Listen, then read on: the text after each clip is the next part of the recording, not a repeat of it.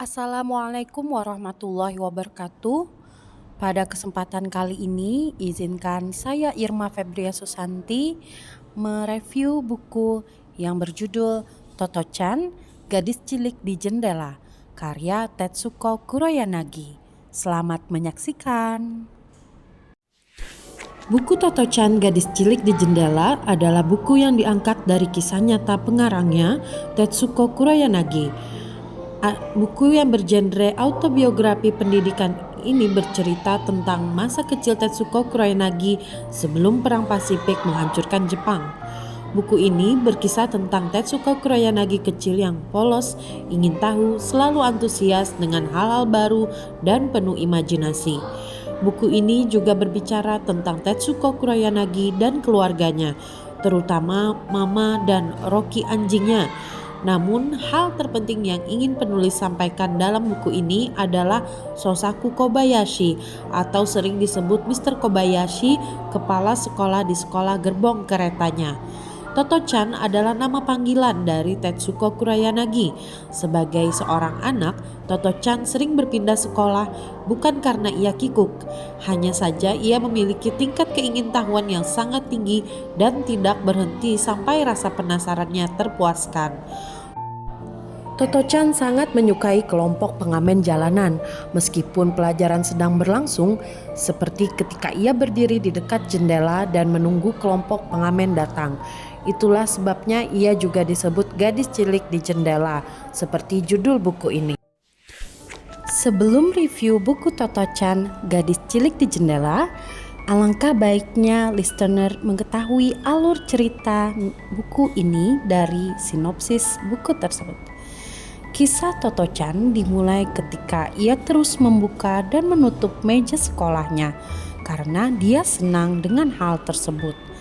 Semua yang dilakukannya membuat guru sekolahnya membenci tindakan Toto-chan. Mereka mengira Toto-chan adalah anak yang nakal dan sulit diatur, sehingga Toto-chan dikeluarkan dari sekolah umum. Bahkan mereka tidak mengerti bagaimana memperlakukan anak-anak seperti Toto-chan. Pihak sekolah itu tidak memperlakukan Toto-chan seperti sang ibu yang sangat memahami Toto-chan. Setelah mencari, akhirnya sang ibu menemukan sekolah baru untuk Toto-chan. Sebuah sekolah yang sangat berbeda dengan sekolah dasar lainnya di Jepang saat itu. Sebuah sekolah di mana bangunannya adalah gerbong kereta api yang tidak terpakai.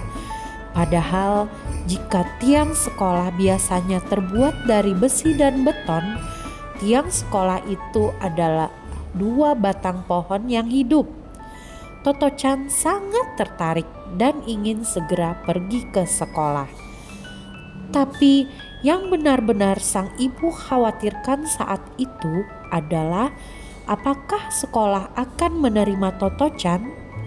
Namun ternyata kepala sekolah menyambut kedatangan Toto-chan dengan hangat dan sang ibu disuruh pulang setelah mengantar Toto-chan. Untuk menjadi siswa sekolah, Toto-chan hanya berbicara dengannya tentang dirinya dan apa yang disukainya. Saat itu, Toto-chan sangat senang dan sangat menginginkan jadi sutradara di masa depan. Setelah berbicara lama tentang apa yang dipikirkan Toto-chan, kepala sekolah secara resmi menyatakan bahwa Toto-chan menjadi siswa di sekolahnya. Kepala sekolah barunya ini memiliki julukan Mr. Kobayashi yang mengelola Tomugaken. Pada saat itu, apa yang dimiliki Tomugaken tidak dapat ditemukan di sekolah manapun. Inilah yang jadi ketertarikan dalam review buku Toto-chan, yakni dari gedung sekolah hingga sistem pendidikan dan acara makan siang. Kepala sekolah secara sadar menetapkan semua peraturan sekolah dan membuatnya sesuai keinginannya. Semuanya merupakan bentuk kepedulian dan kasih sayang terhadap parenting. Sekolahnya terdiri dari gerbong karena ia tidak punya cukup uang untuk benar-benar membangun sekolah. Selain itu, jika kelas yang mereka ajar di sekolah lain diprogram dan disebarkan, Tomogaken akan mengizinkan anak-anak memilih kelas yang ingin mereka pelajari setiap harinya. Mr. Kobayashi dilandasi oleh keinginan untuk memberinya kesempatan mempelajari mata pelajaran yang ingin dipelajarinya secara bebas sejak usia dini. Hal ini bertujuan untuk menjadikan anak-anak ahli dalam bidang keilmuan tertentu ketika besar nanti dan mempersiapkan bakatnya untuk diakui. Alih-alih memaksa untuk mereka mengikuti semua mata pelajaran yang disiapkan untuk hari itu, ada mata pelajaran yang tidak mereka sukai. Untuk makan siang di Tomogaken, anak-anak perlu membawa bekal makan siang yang isinya sesuatu dari laut dan sesuatu dari pegunungan. Ini hanya sebutan untuk memastikan makanan yang dibawa anak cukup bergizi. Tidak selalu harus berupa makanan mewah perbekalan yang mereka bawa, tetapi dari gunung atau sayuran dan laut adalah ikan dan daging. Sudah cukup Mr. Kobayashi memiliki aspirasi dan dedikasi yang besar untuk murid-muridnya. Mr. Kobayashi ingin memberikan dirinya kepercayaan diri dan kebanggaan. Berbeda dengan anak-anak lain karena polio, Yasuaki tidak perlu merasa malu atau risih dengan kondisi fisiknya. Pertemuan atletik musim gugur Toto-chan tumbuh dengan memikirkan kemungkinan itu, tapi Mr. Kobayashi memikirkannya. Dia merancang semua jenis balapan yang Takashi bisa selesaikan dengan mudah. Takahashi adalah seorang siswa yang memiliki fisik yang berbeda dari teman-temannya yang lain. Takahashi telah berhenti tumbuh ketika ia di kelas 1. Usai balapan, Takahashi tampil sebagai juara. Mr. Kobayashi sengaja merancang semua jenis kompetisi agar Takahashi bisa menyelesaikan balapan dengan lebih mudah daripada teman-temannya yang lain. Dirancang untuk memungkinkan Takahashi menjadi juara, menumbuhkan semangat kebanggaan dan kepercayaan diri dalam kemenangan, dan menutupi harga diri yang rendah untuk kondisi fisik. Mr. Kobayashi berharap Takahashi diam-diam akan percaya diri saat dewasa nanti. Kobayashi mengajarkannya sejak usia dini. Seperti siswa lainnya, kepala sekolah menanamkan kepercayaan pada Toto-chan.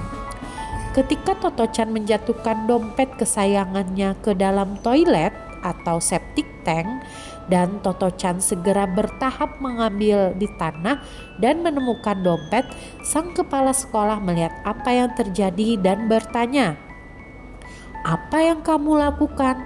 Mr. Kobayashi tidak memarahinya sama sekali. Mr. Kobayashi adalah seorang pendidik sejati.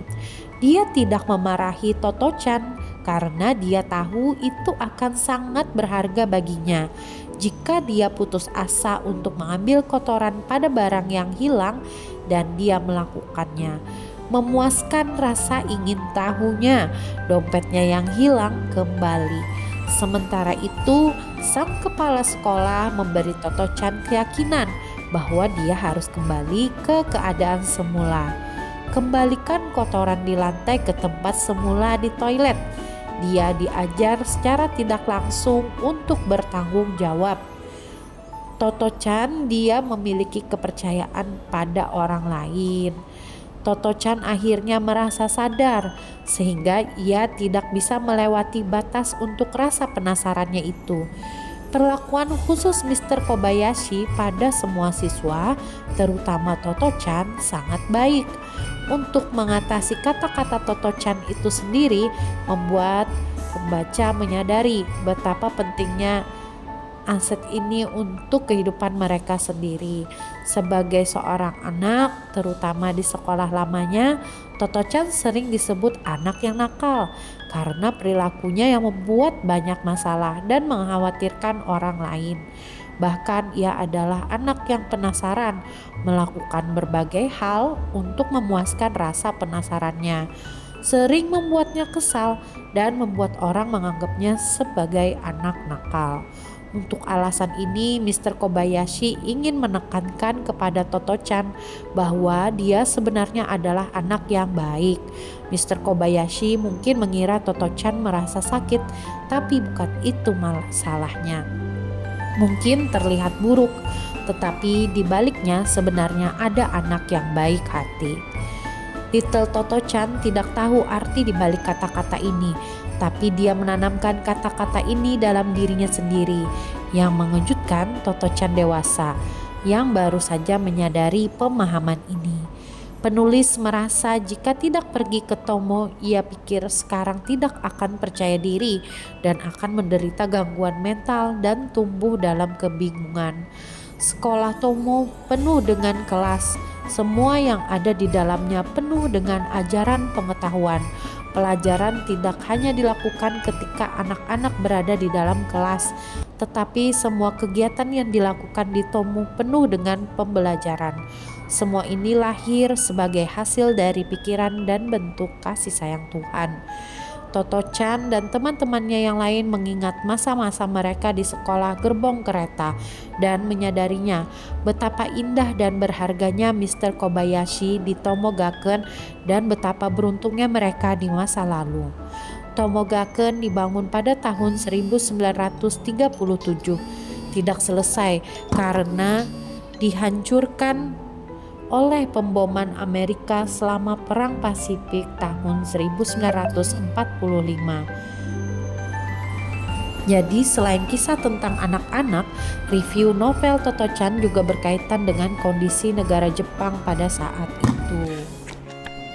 Nah, listener, berdasarkan sinopsis tersebut, review buku Toto-chan Gadis di Jendela Cerita ini begitu seru dan memotivasi sehingga pembaca sangat menikmati pendidikan, kemudian menjadi seorang guru jika masih seorang pelajar.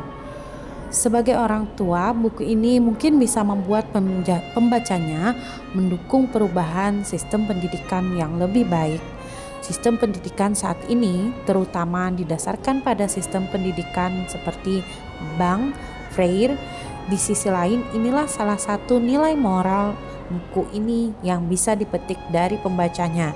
Kita perlu mengejar semuanya secara alami dan menumbuhkan karakter anak kita sealami mungkin. Tidak selalu penting memaksakan kehendak pada sistem pendidikan pemerintah. Sebagian besar siswa sekarang mungkin merasa itu berlebihan. Kaum muda harus mau mengungkapkan hal ini kepada banyak orang di luar sana. Salah satu cerita menarik yang tidak boleh luput dari review buku Toto-chan Gadis di Jendela adalah ketika Toto-chan mengacak-acak septic tank untuk menemukan dompet yang terjatuh di sana. Dia membawa isi bak mandi ke gunung. Ketika kepala sekolah melihatnya, ia bertanya apa yang sedang dilakukan Toto-chan. Dia bahkan tidak marah sama sekali. Dia hanya berkata, "Setelah selesai, kamu akan mengembalikan semuanya kan?" Reaksinya sangat santai karena kebanyakan orang tua yang melihat kejadian seperti itu memang meneriaki anak-anak mereka dan melecehkan mereka dengan kata-kata. Namun, reaksi santai sang kepala sekolah ternyata mampu menanamkan rasa percaya diri pada Toto-chan.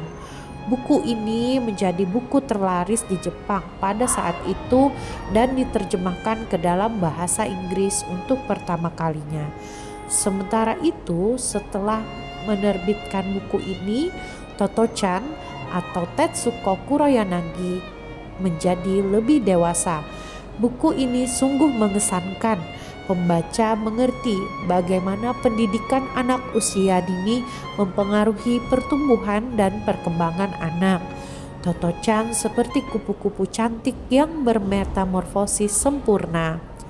Hal menarik yang juga harus disampaikan dalam review buku Toto-chan Gadis di Jendela adalah bahwa buku ini memiliki sampul yang menarik. Ini menggambarkan seorang gadis kecil di atas dasar putih. Jika pembaca memilih versi sampul yang tebal, buku ini akan lebih tahan lama. Apalagi cerita yang disuguhkan sangat menarik. Bahasanya sederhana dan mudah dipahami. Cocok untuk dibaca dari anak-anak hingga orang dewasa. Dengan membaca buku ini, listener akan dapat melihat Jepang sebelum Perang Dunia Kedua dalam keindahan alam dan belajar tentang sistem pendidikan Jepang. Kita ketahui saat ini Jepang jadi negara yang memiliki sistem pendidikan yang baik dan menghasilkan sumber daya manusia yang berkualitas pula. Kisah dalam buku Toto-chan mengalir dengan indah dan membenamkan pembaca di dalamnya.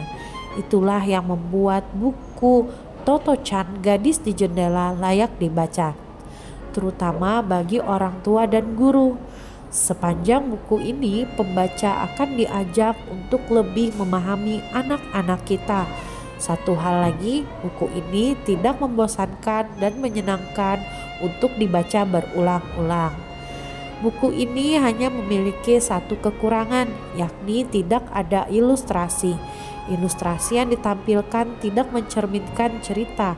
Buku ini bahkan tidak punya foto gerbong kereta bekas milik kelas Toto-chan yang mungkin membuat pembaca penasaran. Hal ini mungkin jadi khawatir pembaca dengan bentuk keretanya.